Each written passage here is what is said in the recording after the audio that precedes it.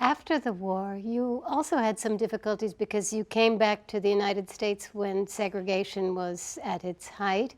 And there was the shock of finding out that you couldn't perform with an integrated band wherever you wanted to. Yeah, we had an integrated group, but when we went on certain tours, we'd be hired by the universities or colleges, by the students. The students wanted us, and they knew we were an integrated group. And there were 25 concerts in the South, and then I got a letter or a telegram saying, you can't bring your bass player. And that was Eugene Wright, who was African American. You'll have to bring your old bass player, or we will not have you. So we canceled 23 out of 25 concerts. And that was a blow because I needed that work at that time. And it was bad for all of us.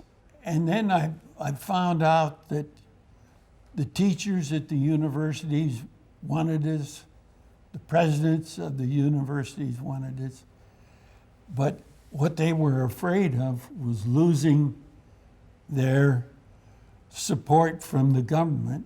One of our last concerts, the president of the school, the students were stamping on the floor, and it was such a roar of feet because we were an hour late.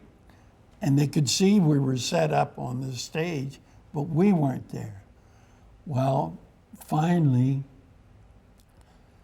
the president was talking to the governor, and he came back and said to me, we don't want another Little Rock. You go on, but keep your bass player in the back. So the second tune, I told Eugene, your microphone is broken. You'll have to move out in front of the band and use my speaking mic, and I'd like you to do a solo. He didn't know anything about what was going on, so he came out and played. And boy, that auditorium went crazy. It was integrated with such joy. And you see, the point I'm trying to make is almost everybody was through with that kind of thing. Yeah. If you would, like I'd get to a concert, and if it was segregated, I wouldn't play.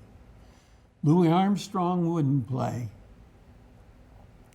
And the jazz musicians, I think, helped get the schools and the auditoriums back on track.